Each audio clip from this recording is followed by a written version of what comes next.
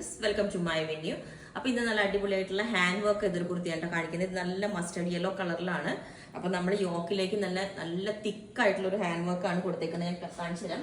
നല്ല ഗ്രീൻ കളറും റെഡ് കളറും വെച്ചിട്ടുള്ള ബീഡ്സ് വെച്ചിട്ട് ഇതേപോലെ ഈ ഒരു വി നെക്ക് പാറ്റേണിലേക്കാണ് ചെയ്തേക്കുന്നത്.